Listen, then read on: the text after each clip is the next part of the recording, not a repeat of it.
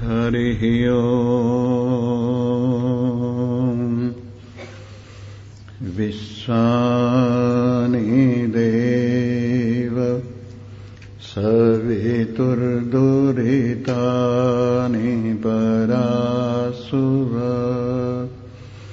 यद्भद्रं तन्नासुव। ॐ शान्तिः शान्तिः शान्तिः। शङ्करं शङ्कराचार्यं केशवं बादरायणं सूत्रभाष्यकृतौ वन्दे भगवन्तौ पुनः पुनः। ईश्वरो गुरुरात्मेति मूर्तिभेदविभागिने व्योमवद्व्याप्तदेहाय दक्षिणामूर्तये नमः। ॐ पूर्णमदः पूर्णमिदं पूर्णात् पूर्णमुदच्यते पूर्णस्य पूर्णमादाय पूर्णमेवावशिष्यते। ॐ शान्तिः शान्तिः शान्तिः। बोलो सच्चिदानंद भगवान। उपस्थित भगवान के कलेजे की कोर परम श्रद्धावान श्रोता वृंद, भगवान की महान कृपा के फलस्वरूप भगवान की वाणी ही आपके सामने उपस्थित की जा रही है। कल पहला श्लोक आपके सामने रखा था, आज दूसरा श्लोक आपके सामने रख रहे हैं। और आप जानते हैं, गीता सुगीता कर्तव्या किमन्यै शास्त्र विस्तरे। गीता के महात्म्य में कहा है कि गीता को ही अच्छी तरह से प्रेम पूर्वक यदि गाया जाए, समझा जाए, तो और शास्त्रों की आवश्यकता रह ही नहीं जाती है। सर्वे उपनिषदो गावो दोग्धा गोपाल नंदन। जितनी उपनिषदें हैं वो गाय की तरह से हैं, और भगवान श्री कृष्ण दोग्धा माने उनके दूध दुहने वाले हैं। और अर्जुन को उन्होंने बछड़ा बनाया है। जिस तरह से किसी गाय को दुहने से पहले थोड़ा सा दूध बछड़े को पिला देते हैं और फिर उसके बाद गाय का दूध सबके काम आता है, उसी प्रकार भगवान श्री कृष्ण ने उपनिषदों की गायों का दूध गीता के सुपात्र में निकाला है और पहले अर्जुन को ये दूध पिलाया है और इसके बाद हम सब लोगों को दूध पीने के लिए रख छोड़ा है। एक बात और आपको बताते चलें कि दो प्रकार की संतान होती है। एक तो संतान होती है नाद की और एक संतान होती है बिंदु की। जो बिंदु की संतान है वो तो मां बाप होते हैं, उनसे जो संतान पैदा होती है दोनों की योग से वो बिंदु की संतान होती है। लेकिन जहां पर गुरु और शिष्य का संबंध होता है और वो शिष्य जो गुरु की संतान होता है वो नाद की संतान होता है। नाद माने शब्द जो सुनाया जाए वो नाद कहलाता है। और विशेष रूप से भगवान से मिलाने वाला जो शब्द है वो नाद है। दो प्रकार का है वो, एक तो है मौन रूप से और एक है मुखर रूप से। जो अपने हृदय में भगवान की महिमा को सुना जाता है वो तो हृदय के अंदर, जिसको अनहद नाद कहते हैं, वो नाद जो है ना मौन रूप से है। लेकिन जो गुरुदेव सुनाते हैं शिष्यों को, वो नाद जो है वो मुंह से कहा जाने वाला मुखर नाद है। तो मैं बता रहा था नाद की संतान, और ये प्रारंभ से ही नाद की संतान चली आ रही है। और इस प्रकार ये नाद की संतान ये शुरू हुई है नर नारायण से। धर्म की जो घर वाली रुचि है, आप समझ रहे होंगे, धर्म और धर्म में रुचि, इन दोनों के संबंध से नर और नारायण दोनों प्रकट हुई। जहां धर्म है, धर्म की रुचि है, इन दोनों के संबंध से नर और नारायण प्रकट होते हैं। नर और नारायण बद्री नारायण में विराजमान हुए हुए नारायण उपदेश कर रहे हैं और नर इसको सुन रहे हैं, और इस तरह से वहां से ये नाद की संतान प्रारंभ हुई है। इसी प्रकार से ये नाद की संतान हमारे सन्मुख भगवान श्री कृष्ण तो नारायण की जगह पर हैं और अर्जुन हैं नर की जगह पर। तो ये संबंध भी अर्जुन का और भगवान श्री कृष्ण का नाद की संतान के रूप में है। और हम जो सुना रहे हैं, हम नारायण हैं, आप नर हैं। हमारा और आपका जो संबंध है वो भी नाद की संतान की तरह से है। जो बिंदु की संतान होती है उसको धन मिलता है, मकान मिलता है, जायदाद मिलती है और दुनिया भर की सारी चीज मिलती है। लेकिन बिंदु की संतान को कोई कोई पिता होगा उद्दालक की तरह से जो मुक्ति प्रदान करता हो, नहीं तो इस संसार की वस्तु तो मिल जाती हैं ना इसके बिंदु की संतान को, लेकिन मुक्ति जो मिलती है वो नाद की संतान को ही मिलती है। इसलिए आप हमारे यानी संतान से भी अधिक प्रिय संतान है। जो बिंदु की संतान है उससे भी अधिक प्रिय संतान है, क्योंकि हम आपको वो वस्तु अर्पण करते हैं जो अजर अमर अविनाशी शुद्ध सच्चिदानंद रूप है और जो कभी भी विनष्ट होने वाली संपत्ति नहीं है। दो प्रकार की विद्याएं हैं, एक विद्या है, एक अविद्या है। विद्या क्या है, पहले मैं अविद्या आपको बता दूं। अविद्यया मृत्युम तीर्त्वा विद्यया अमृतम अश्नुते। अविद्या माने संसार की जानकारी, जिसको हम अल्प विद्या कहते। अल्प विद्या माने सांसारिक विद्या। तो इस अविद्या का, अल्प विद्या का फल क्या है? इससे मृत्युम तीर्त्वा, सांसारिक जीवन को पार किया जाता है।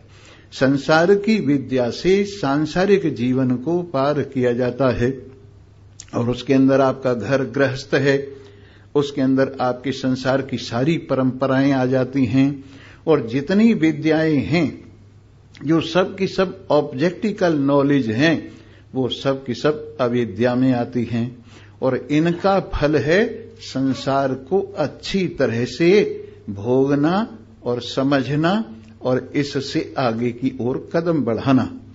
लेकिन जो हम विद्या आपको देते हैं ये विद्या कहलाती है और इसका फल है विद्या अमृतम अश्नुते। विद्या से अमृतत्व की प्राप्ति होती है। तो सांसारिक विद्या, अल्प विद्या, अविद्या, उसका फल तो है संसार। और जो हम ये आपको दे रहे हैं आध्यात्मिक विद्या, इसका फल है संसार से छुट्टी पाना। कहीं कहीं संभूति और असंभूति ये दो शब्द और ईशावास्य उपनिषद में प्रयोग हुए हैं। संभूति क्या है?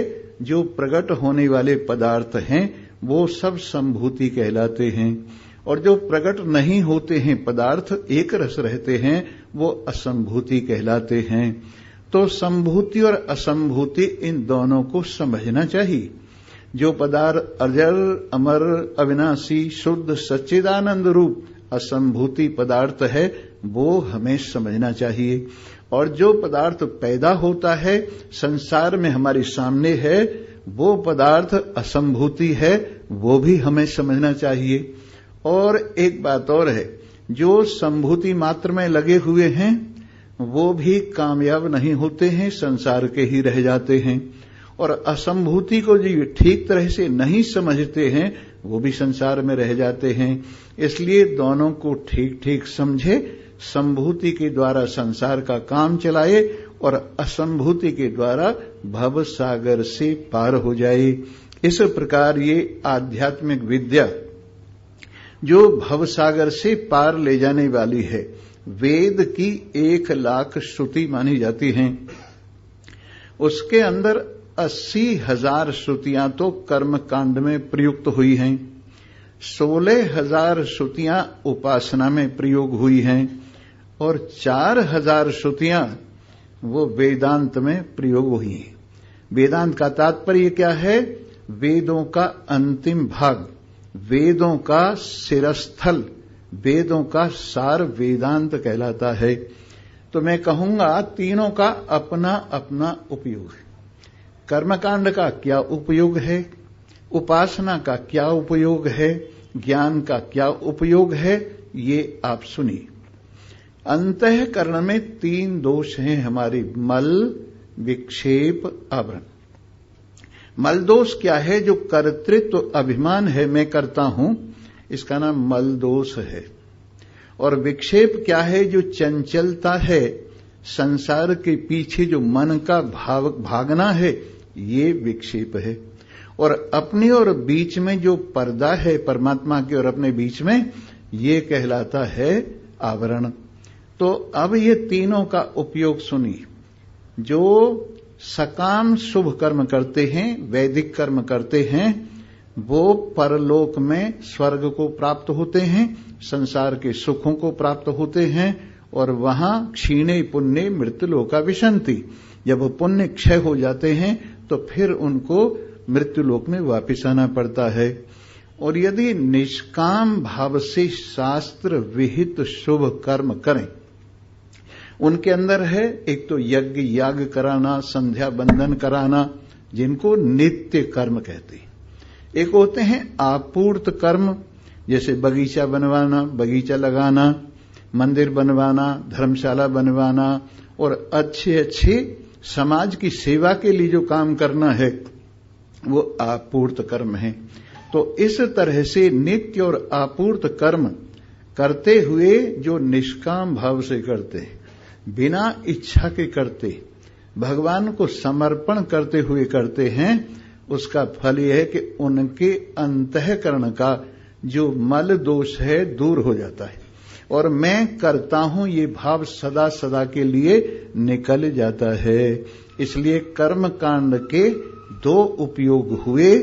एक तो इसलोक और परलोक के सुख को पाने की इच्छा यदि किसी की है तो सकाम शास्त्र विहित शुभ कर्म करे, और यदि संसार से छक गया है और ये समझ गया है कि परलोक भी विनाशी है, तो फिर निष्काम भाव से शास्त्र विहित शुभ कर्म करे और इससे हमारे अंतःकरण का मल दोष दूर हो जाता है। हम कैसे समझें कि हमारा अंतःकरण का मल दोष दूर हो गया है? जब हम ये देखें कि हमारे हृदय में उपासना का भाव जागृत हो गया है। उपासना का तात्पर्य उप माने समीप, आसना माने बैठना, जो भगवान के समीप बैठने की इच्छा है, जो अजर अमर अविनाशी पदार्थ के समीप बैठने की इच्छा है, उसी का नाम उपासना है। उपासना 3 प्रकार की होती है, एक सगुण उपासना, एक निर्गुण उपासना, एक अहंग्रह उपासना। सगुण उपासना उपासना का प्रारंभ है। इसके अंदर एक इष्ट देव चुना जाता है, जो परमात्मा का रूप आपको अच्छा लगता हो, जिसके माध्यम से आपका मन परमात्मा में लगता हो, उन परमात्मा को अपना इष्ट देव स्वीकार करे और फिर उन्हीं के नाम को किसी महान पुरुष से ग्रहण करके भजन करे सगुण भाव से। तो सगुण उपासना का फल ये कि धीरे धीरे सत्संग सुनते सुनते व्यक्ति के हृदय में निर्गुण उपासना का भाव जगता है। जब निर्गुण उपासना का भाव जगता है, सतोगुण रजोगुण तमोगुण और इनके द्वारा बना हुआ प्रपंच इससे मन हट जाता है, तो निर्गुण नारायण में मन लगता है। अब भगवान का आकार सब में विराजमान निराकार हो गया है, जो निर्गुण उपासना के भाव में होता है। और धीरे धीरे अपने मन के भी अवगुण दूर होते जा रहे हैं, जो निर्गुण परमात्मा के ध्यान से हुआ करते हैं। ये हुई निर्गुण उपासना। फिर है अहं ग्रह उपासना। आपने किसी से सुना है अहम ब्रह्मास्मि, मैं ब्रह्म हूं, अभी ज्ञान नहीं हुआ है।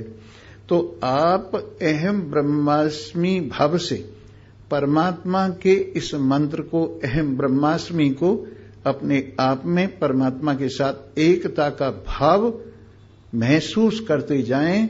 ये हुई निर्गुण यानी अहंग्रह उपासना। इसका फल ये है कि आपके मन की चंचलता दूर हो जाती है, जिसको विक्षेप निवृत्ति कहते हैं। इसके बाद एक आवरण रह जाता है, और आवरण दो तरह का होता है। एक तो होता है असत्वापादक आवरण, और एक होता है अभानापादक आवरण। परमात्मा नहीं है, परमात्मा के अस्तित्व में जो विश्वास न होना है, उसका नाम असत्वापादक आवरण है। तो ये परोक्ष ज्ञान से निवृत्त हो जाता है।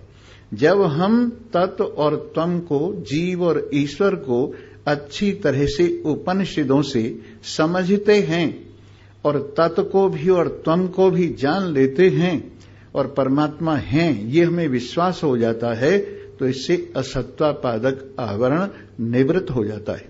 इसके बाद महावाक्यों के द्वारा, ये 4 महावाक्य हैं, तत्त्वमसि, अयमात्मा ब्रह्म, प्रज्ञानम ब्रह्म, अहम ब्रह्मास्मि।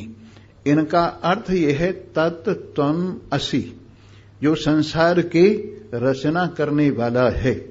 वैसे देखा जाए तो निर्गुण ब्रह्म है संसार की रचना से पहले, परंतु माया को स्वीकार करने पर जो सगुण ईश्वर रूप से विराजमान है, वो परमात्मा देव और ये जीव दोनों एक हैं। इस तरह से इस बात को समझा हमने, अयम आत्मा ब्रह्म।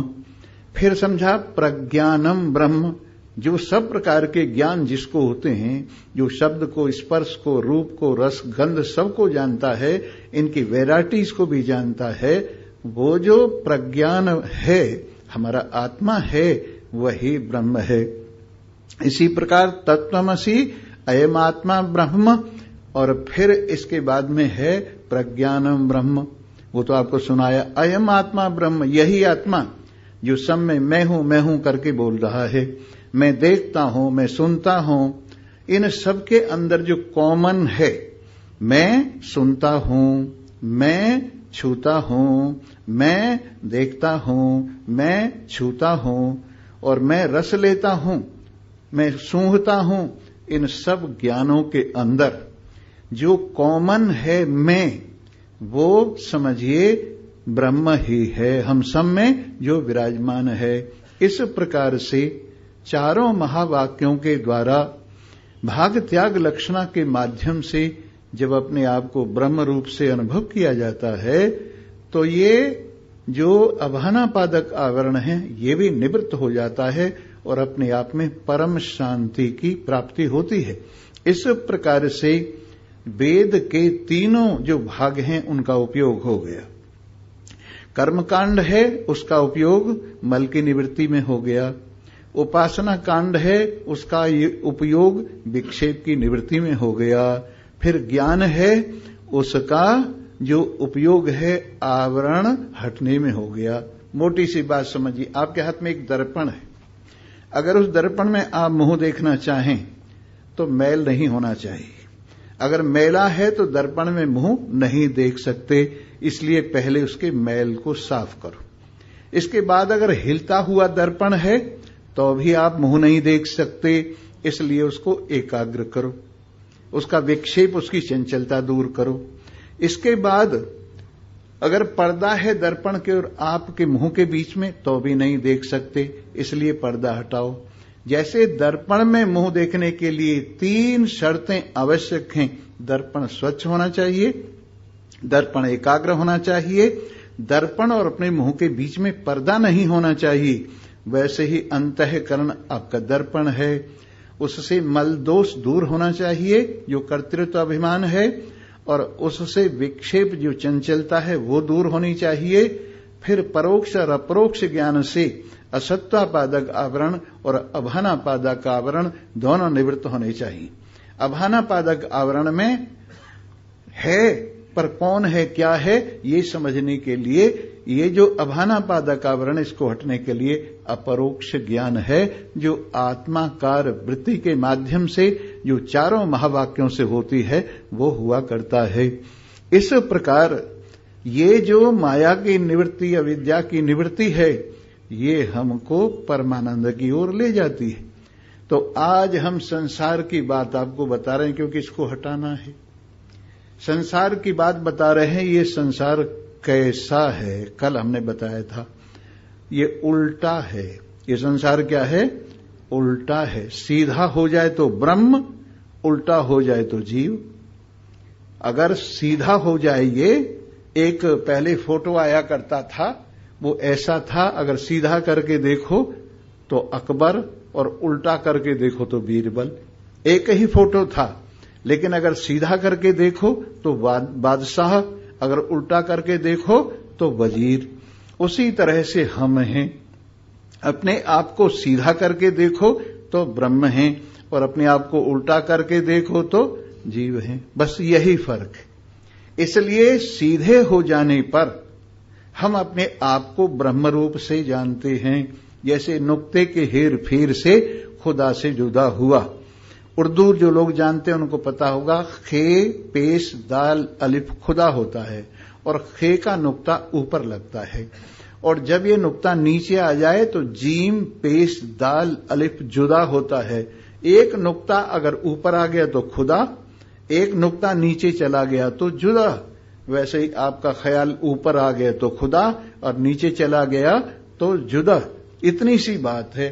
ये जो नुक्ता है आपकी निगाह का, अगर ऊपर आ जाए, नीचे तो हुआ हुआ, ये करना क्या है?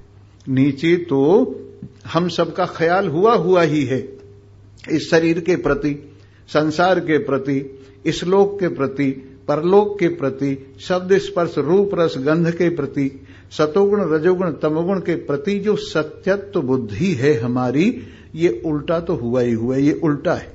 और इसको अगर उलट दिया जाए तो ब्रह्म की सत्यता सामने आ जाए, और फिर यहीं का यहीं वजीर से बादशाह बन जाए, वजीर से यहीं बादशाह बन जाए। तो संसार में बता रहा था उलट पुलट है। संसार में जो कुछ है आप देखेंगे उल्टा पुल्टा है। और कल हमने बताया था जिसकी जड़ें ऊपर की ओर हैं, जिसकी शाखाएं नीचे की ओर हैं। देख लो, दिखाई दे रही हैं शाखाएं, दिखाई दे रही हैं शाखाएं, लेकिन जड़ नहीं दिखाई दे रही। इसलिए ऊपर की ओर माने श्रेष्ठता की ओर, ऊपर की ओर माने निर्गुणता की ओर, ऊपर की ओर माने निराकारता की ओर। देश से ऊपर नहीं, वस्तु की श्रेष्ठता को लेकर ऊपर कहा है। तो ऊपर की ओर माने परमात्मा, नीचे की ओर माने संसार, नीचे की ओर माने संसार, और ऊपर की ओर माने परमात्मा। जो प्लस है परमात्मा, और जो माइनस है वो दुनिया। तो प्लस की ओर, ऊपर की ओर जिसकी जड़ें, अधः शाखम नीचे की ओर, माइनस की ओर, घटने की ओर जो जिसकी शाखाएं हैं, ऐसा ये संसार है। और कमाल ये है, क्षण क्षण में बदलता है। आज जैसा है कल को रहने वाला नहीं। अश्वत्थम प्राहुरव्ययम, या अ माने नहीं, स्व माने कल को, थ माने स्थिर रहने वाला। पीपल के पेड़ को भी अश्वत्थ कहते हैं, और इस संसार को क्षण क्षण में बदलने के कारण अश्वत्थ कहते हैं। लेकिन निबटता नहीं है, बदलता रहता है। ये संसार निबटता नहीं है, पर बदलता रहता है। निबटेगा कब? जब इसको जड़ से काट दोगे। जब इसको जड़ से काट दोगे तब तो निबटेगा, और पत्ती पत्ती काटते रहे तो निबटता नहीं है। इस प्रकार से कल आपको बताया था, ऊर्ध्वमूल मध्य शाखम अश्वत्थम प्राहुरव्ययम छंदांसि यस्य पर्णानि। वेद के जो छंद हैं, जो लोग परलोक की प्रशंसा करते हैं, वो सब क्या हैं? इसके पत्ते हैं, ये हरियाली है। अगर वेद के मंत्र इसकी प्रशंसा न करें तो इस पे हरियाली न रहे, कोई इसको चाहे नहीं। छंदांसि यस्य पर्णानि यस्तम वेद, जो इसको जानता है, इसके मूल को जानता है, इनकी शाखाओं को जानता है। कल मैंने बतलाया था मूल में ये एक ही है, फिर उससे तना निकलता है और तना निकलने के बाद शाखाएं निकलती हैं, फिर डालियां निकलती हैं, फिर पत्ते आते हैं, फिर फूल आते हैं, फिर फल आते हैं। तो इस संसार में मूल तो हुआ परमात्मा जो ऊपर की ओर है, और नीचे की ओर सतोगुण, रजोगुण, तमोगुण, पहले ये 3 शाखाएं होती, फिर इनमें से 5 शाखाएं निकलती हैं जो आकाश, वायु, अग्नि, जल, पृथ्वी, ये 3 गुण वाले हैं, और इन्हीं से सूक्ष्म शरीर बनता है। ये भी आपस में मिले हुए नहीं होते हैं। तो इस प्रकार से अधः शाखम, ये संसार की शाखाएं नीचे की ओर हैं। ऊर्ध्वमूल मध्य शाखम अश्वत्थम प्राहुरव्ययम छंदांसि यस्य पर्णानि, वेद के मंत्र जिसके पत्ते हैं, तरह तरह की इच्छाएं जिसके फूल हैं, तरह तरह के भोग जिसके फल हैं। ये संसार का वृक्ष आपके सामने है, रोज देख रहे हैं। अब आगे कहते हैं अधस्य ऊर्ध्वम प्रसृतास तस्य शाखा, इस पेड़ की शाखाएं अब देश, पहले तो बताई पदार्थ की वजह से ऊपर और नीचे, और अब देश की वजह से बताते हैं। ऊपर की ओर कुछ शाखाएं गई हैं जो स्वर्ग इत्यादि तक जाती हैं, नीचे की ओर शाखाएं गई हैं जो अतल, वितल, सुतल, पाताल इत्यादि लोकों में जाती हैं। 7 लोक, 7 ऊपर के लोक, इनमें ये जो शाखाएं अधश्चूर्धम, अधः माने नीचे की ओर, ऊर्ध्व माने ऊपर की ओर, दोनों ओर जिसकी शाखाएं, अधश्चूर्धम प्रसृतास तस्य शाखा, गुण प्रवृद्धा, ये गुणों से बढ़ रहा है, सजोगुण, रजोगुण, तमोगुण इस रूप से बढ़ा है। विषय प्रवाला, इसके अंदर विषयों के सुंदर सुंदर पत्ते, नए नए पत्ते निकल रहे हैं। रोज इस पे पत्ते झड़ते हैं और रोज इस पे पत्ते निकलते हैं। इस तरह से ये पेड़ पर गुणों के बढ़िया बढ़िया पत्ते निकल रहे हैं विषयों के। अधस्य मूलान अनुसंततानि, ये नीचे की ओर झुका हुआ आता हुआ ये पेड़, इसको समझना चाहिए। अधस्य ऊर्ध्व जिसकी शाखाएं हैं, और अधस्य जो नीचे की ओर। एक विशेष बात और है, आपने बड़का पेड़ देखा होगा, वो बड़का पेड़ बड़ा विचित्र होता है। और कैसा होता है, जैसे यहां चला एक खंबा यहां गढ़ गया, फिर आगे चला दूसरा खंबा वहां गढ़ गया, फिर आगे चला तीसरा खंबा वहां गढ़ गया। हमने ऐसे बड़ के पेड़ देखे हैं, ये पता ही नहीं लगता कि असली इसकी जड़ कौन सी है। इस प्रकार से संसार भी बड़ा विचित्र है, आपको जड़ ही नहीं मिलेगी इसकी। क्यों कि यहां बाप एक खंबा ये, फिर वहां बेटा वो भी बाप बन गया, दूसरा खंबा वो, फिर उससे आगे उसका बेटा वो भी खंबा बन गया, तीसरा खंबा वो। इतने इसमें खंबे लगे हुए हैं संसार के वृक्ष में इसकी रक्षा के लिए। ये जो बड़े बड़े पेड़ होते हैं इनमें खंबे क्यों लगते हैं? क्योंकि पेड़ हवा से इधर उधर न होवे, डामाडोल न होवे, इसलिए इसमें नीचे नीचे खंबे लगते जाते हैं। दाढ़ी ऊपर से निकलती है, नीचे जड़ बन जाती है, फिर दाढ़ी निकलती है, फिर जड़ बन जाती है। इस प्रकार से ये संसार का वृक्ष ऐसा फैल गया है, इसके जड़ का ही पता नहीं लग रहा आज इस रूप में, जिस रूप में हम देख रहे हैं। लेकिन जब इसको महान पुरुषों की कृपा से, कल को हम बताएंगे असंग शस्त्रेण दृढ़ेन छित्वा, इसको कैसे विनष्ट किया जाता है, निवृत्त किया जाता है, ये कल की बात है। पर हम आज तो यही बताएंगे कि संसार का वृक्ष बड़ा विचित्र है। इसको न सत कह सकते हैं, न असत कह सकते हैं, न मिला जुला कह सकते हैं, न इसको चेतन कह सकते हैं, न जड़ कह सकते हैं, न इसको मिला जुला कह सकते हैं। इसको न ब्रह्म के साथ एक कह सकते हैं, न अलग कह सकते हैं, न कुछ मिला जुला कह सकते हैं। इस तरह से ये अनिर्वचनीय है। ये क्या है? अनिर्वचनीय, जिसको वचन से कहा नहीं जा सकता। और जितनी भी भूल होती हैं वो सब अनिर्वचनीय हुआ करती हैं। अब हमारी धोती में एक दाग लग गया, अब हमने देखा जब दाग लगा हुआ था, पर ये पता नहीं कहां से लगा है। उस दाग का ये पता नहीं कहां से लगा है। तो ये तो हुई इसकी अनादिता, पर इसको हम धो के साफ कर सकते हैं, ये हुई शांतता। वैसे ही ये संसार कैसा है, जैसे कपड़े पे लगा हुआ दाग होता है, उसका पता नहीं कहां लगा है और कैसे लगा है, लेकिन इसको धो के हम साफ कर सकते हैं, इसलिए इसको बोलते हैं अनादि शांत। ब्रह्म में और माया में क्या अंतर है? ब्रह्म है अनादि अनंत और माया क्या है? अनादि शांत। ये ज्ञान से, किसके ज्ञान से? अधिष्ठान के ज्ञान से, ब्रह्म के ज्ञान से ये निवृत्त हो जाती है, अपने स्वरूप के ज्ञान से ये निवृत्त हो जाती है। संसार क्या है? बहुरूपिया है। जैसे एक शादी हो रही थी, उस शादी में एक बहरूपिया आ गया और वो आके बेटे के बाप से कहने लगा, अरे मियां क्या है, तुम यहां शादी करने आए हो? वाह, पगड़ी बांधी हुई सेठों वाली, कलम लगाई हुई पगड़ी में, हाथ में बही खाता लिए हुई वो बहरूपिया आया और आके कहने लगा, यहां शादी करने आ गई? तुम्हारे बाप पर मेरा इतना कर्जा और तुम्हारे पे इतना कर्जा, वो कर्जा तो चुकाया नहीं है और यहां शादी करने आ गई। वो घबरा गया कि इससे मैंने कब कर्जा लिया है? किसी ने कान में कह दिया ये तो बहुरूपिया है। एकदम उसे हंसी आ गई। जब हंसी आ गई तो वो समझ गया कि मैं तो पकड़ा गया, समझा गया। हजूर आपकी गद्दी सलामत रहे, आपके बाल बच्चे बने रहें। और फिर उसके बाद स्तुति करने लगा, दक्षिणा वक्षिणा मांगने लगा। वैसे ही संसार है, बहुरूपिया है। ये बड़ा विचित्र है, पता नहीं क्या क्या रूप धारण करके सामने आता है।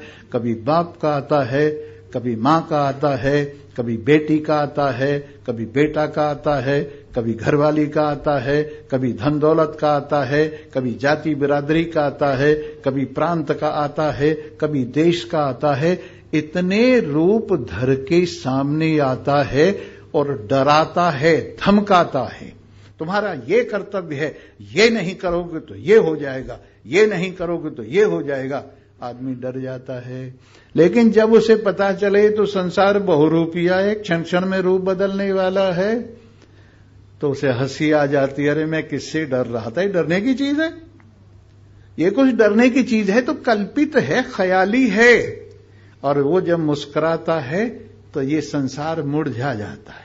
जब इसको पता लगता है कि इनको तो ज्ञान हो गया, अपने स्वरूप को समझ गए, तो ये मुरझा जाता है। बस उसी प्रकार से जब तुम समझ लोगे ना, तो संसार तुम्हारे सामने क्या है, मुरझा जाएगा, उसका मूल्य कुछ नहीं लगेगा। और अपनी महिमा को समझिए, न तू जमीन के लिए, न तू आसमां के लिए, न तू जमीन के लिए, न तू आसमां के लिए, ये जहां है तेरे लिए, तू नहीं जहां के लिए। न तू जमीन के लिए, न तू आसमां के लिए। गंगा जमुना और सिंधु में रहेगा कब तक कैद, नील मिसिसिपी मिसौरी में रहेगा कब तक कैद। तेरा सफीना है बहरे बेकरां के लिए। हे नारायण, तेरी महिमा पार है। ये लोक तेरे प्रति माया ने तेरी सेवा के लिए रचे, और परलोक वो भी तेरी सेवा के लिए है। सब कुछ तेरी सेवा के लिए है। इस माया की जो कुछ भी रचना है, इसकी झोली में जो कुछ रखा है, ये सब तेरे लिए है। तू इसके लिए नहीं है, तू इसके बिना भी जिंदा है, पर ये तेरे बिना किसी काम का नहीं। ये संसार और दूसरा संसार तेरे बिना किसी काम का नहीं है। जब तू आशीर्वाद देके इसको स्वीकार कर लेता है थोड़ा सा, तो ये कृत कृत्य हो जाते हैं। और अगर तू न लेवे, तू न देखे, तो कुछ भी नहीं है। इसलिए ये लोक और परलोक, ये सब क्या है, तेरे लिए हैं, तू इनके लिए नहीं है। अरे जरा हिम्मत करो। ये संसार ऐसा है जैसे छाया होती है उसको दौड़ो पकड़ने के लिए, आगे आगे आगे जाती है, लेकिन उससे मुंह फेर लो तो छाया पीछे पीछे पीछे पीछे आती है। वैसे ही हमने संसार को देखा है, तुम भी देख लेना। इसकी खुशामद करो, दरामद करो, हाथ जोड़ो, पैर पूजो और इसके पीछे पीछे चलो। अजी देखो तो सही, अजी जरा लौट के देखो तो सही, तो आपको देखेगी भी नहीं। लेकिन अगर आप उलट जाएं, इसे मुंह फेर लें, और छाया आपके पीछे पीछे, प्रैक्टिकल देख लेना। छाया को अगर पकड़ना चाहो तुम्हारे हाथ नहीं आएगी, लेकिन अगर तुम छाया से अपना मन हटा लो तो आपके पीछे पीछे हो जाएगी। वैसे ही संसार है, इसके गुलाम, इसके पीछे भागने वाले, उनसे दूर से दूर से दूर से दूर भाग जाती है, लेकिन जिसे मुंह हटा लेते हैं उनके पीछे भागती। आपूर्यमाणामचल प्रतिष्ठम समुद्रमापः प्रविशन्ति यद्वत् तद्वत् कामायम प्रविशन्ति सर्वे स शान्तिमाप्नोति न काम कामी। गीता में भगवान ने कहा है, समुद्र को देखिए, कितना जल अपार असीम भरा हुआ है। आपूर्यमान माने सब ओर से भरा हुआ। अचल प्रतिष्ठम, अपने आप में अचल है, अपने आप को छोड़ के कहीं नहीं जाता है, अपने आप में विराजमान रहता है। भले उसमें तूफान आए, भले उसके अंदर तरह तरह की स्ट्रीम आए, तरह तरह का कुछ भी हो, लेकिन समुद्र रहता अपने आप में। तो वैसे ही आपूर्यमाणा मचल प्रतिष्ठम समुद्रमापः प्रविशन्ति यद्वत्, उस समुद्र के प्रति नदियां दौड़ दौड़ के जा रही। गंगा कहां जा रही हो? समुद्र में। सिंधु कहां जा रही हो? समुद्र में। ब्रह्मपुत्र कहां जा रही हो? समुद्र में। वांगो कहां जा रही हो? समुद्र में। मिसिसिपी, मिसौरी, अमेजन कहां जा रही हो? समुद्र में। नील कहां जा रही हो? समुद्र में। सारी समुद्र में नदियां जा रही हैं। तो वो यूं कहती हैं, तो मीठा मीठा जल समुद्र को क्यों दे रही हो? तो वो कहती हैं, ये समुद्र हमारा पीहर है, ये समुद्र हमारा पीहर है, हम अपने पीहर में जा रहे हैं। तो जैसे लड़की पीहर में जाकर खुश होती है, आराम फरमाती है। कई लड़कियां तो वहां बहुत काम करती हैं जाके, और कई लड़कियां कहती हैं, भाभी हम तो आराम करने के लिए आए हैं। पर ये लड़की, नदियां समुद्र में जाती हैं, किस लिए जाती हैं? अपने पीहर में आराम करने के लिए। वहां जाके सूखेंगी नहीं, फिर वहां जाके बड़ी छोटी नहीं होंगी, ये वहां जाकर के अचलता प्राप्त हो जाएगी और उनका जीवन कृतकृत्य हो जाएगा। जहां से वो प्रकट हुई है वहीं पहुंचकर जीवन कृतकृत्य हो जाएगा। इसी प्रकार से ज्ञानवान अपने आप में समुद्र की तरह से होता है, और संसार के विषय नदियों की तरह से होते हैं, दौड़ रहे हैं, भाग रहे। कितनी अच्छी बात कही है, संतों के दरबार में माया सदा हजूर, जैसे गारा राज को धर धर भर भर दे मजूर। आपके यहां जो कड़िया होता है ना, चुनने वाला, कहीं कहीं तरखान बोलते हैं, तो जब वो चुनता है उसको राज बोलते हैं। चुनने वाले को क्या कहते हैं? राज बोलते हैं। क्यों राज? क्यों? वहां से हटता नहीं, वहीं लगा रहता है अपनी जगह पर। और एक मजदूर ईंट ला रहा है, दूसरा मजदूर गारा ला रहा है। कब लाते हैं ये? उसके कहने से पहले जब समझ लेते हैं कि इसको जरूरत है, तो हाजिर रहते हैं गारा लेकर और सीमेंट लेकर, सीमेंट और ईंट लेकर। तो साहिब के संतों के दरबार में माया सदा हजूर, माया सदा हाजिर रहती है।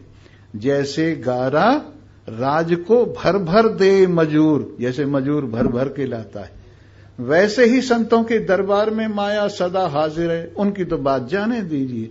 इस संसार के लिए आदमी कितना छल करता है, इस संसार के लिए आदमी कितना कपट करता है, इस संसार के लिए कितना अधर्म करता है, लेकिन फिर भी ये संसार साथ नहीं जाता है। ऐसे लोगों को हम संत नहीं कहते हैं, संतों को बदनाम करते। टेलीविजन पर रोज कहानियां आती हैं, तो ऐसे संतों को बदनाम करते हैं जो इस माया के लिए छल कपट करते, जो इस माया के लिए दुनिया भर के पाप करते, इस माया को अरे ये तो कुछ है ही नहीं, इसकी गुलामी करने का तात्पर्य क्या है। इसलिए समझदार आदमी को ये समझकर कि माया मेरी गुलाम है, मैं माया का गुलाम नहीं हूं, इस माया के प्रति आस्था विशेष नहीं रखनी चाहिए। प्रारब्ध पहले बनी पीछे बना शरीर, तुलसी ये अफसोस है मन नहीं बांधे धीर। हम सबकी प्रारब्ध बनने से पहले, समझे ना, प्रारब्ध बनी है तो उससे पहले उसका फल तैयार हो गया। रेलगाड़ी के आने से पहले पटरी बिछ गई है। इसलिए प्रारब्ध पहले बनी पीछे बना शरीर, ये शरीर तो बाद में बना है। प्रारब्ध के हिसाब से अपने आप ही खेल सामने आता जाएगा।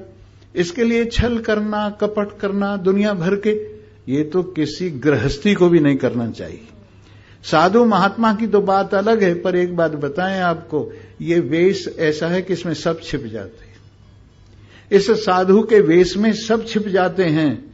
रावण भी जब सीता को उठाने गया तो क्या बन के गया? साधु बन के गया। ये वेश ऐसा है, इसमें सब। अब रावण की मिसाल देके कोई संतों को गालियां देने लगी, या और सैकड़ों जो रावण हैं जिनके पर्दे खुलते हैं, उनको लेकर संतों को गाली देने लगे, मैं उनको संत मानता ही नहीं। संत कौन है? फकीरी में भी मुझको मांगने से लाज आती है, फकीरी में भी मुझको मांगने से लाज आती है। सवाली बन के मुझसे हाथ फैलाया नहीं जाता, सवाली बन के मुझसे हाथ फैलाया नहीं जाता। फकीर होने पर भी एक परिपूर्ण व्यक्ति को मांगने से लज्जा आती। किस लिए मांगू? अरे जब त्रिलोकीनाथ ने कहा है कि मोर कहाए करे नर आशा, कहिए तासु कहा विश्वासा। जो मेरा कहला करके भी संसार के पीछे भाग रहा है, इससे संसार की इच्छाओं की प्राप्ति के लिए दुम हिलाता फिरता है, उसको भगवान का विश्वास कहाँ है? अगर भगवान का विश्वास है फिर तो और किसी के पीछे भागने की जरूरत ही नहीं है। फिर तो नारायण ने जब हाथ पकड़ लिया, एक लड़की बहुत बड़े ऑफिसर से ब्याही गई, हाथ पकड़ लिया उसने, निश्चिंत हो गई कि मेरा पति तो राजा है। जब एक साधारण व्यक्ति के हाथ पकड़ने पर लड़की निश्चिंत हो जाती है, और परमात्मा का हाथ जिसने पकड़ा है, परमात्मा को अपना वर जिसने स्वीकार किया है, उसको मांगने की जरूरत पड़ेगी? उसको क्या चाहिए?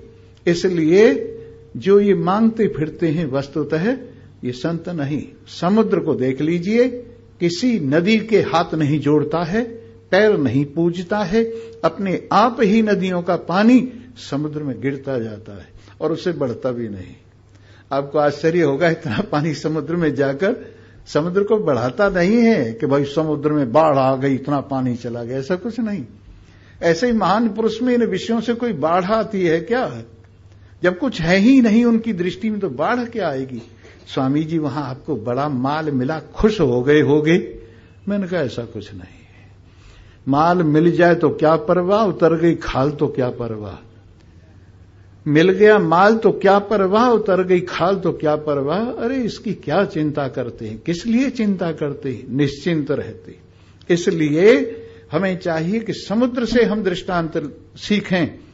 आपूर्यमाणामचल प्रतिष्ठम समुद्रमापः प्रविशन्ति यद्वत् तद्वत् कामायम प्रविशन्ति सर्वे। वैसे ही सारी कामनाएं जिसमें आकर शांत हो जाती, जिसमें आकर दुनिया का सारा वैभव उनके चरणों में लगकर कृतकृत्य हो जाता है।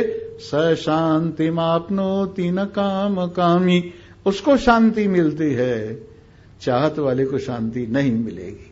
तुलसीदास जी ने एक जरा सी बात कह दी है कि रावण के सिर बढ़ते जा रहे हैं, जैसे जैसे काटते हैं बढ़ते जा रहे हैं। इस पर दृष्टांत दिया है, जिम प्रति लाभ लोभ अधिकाई।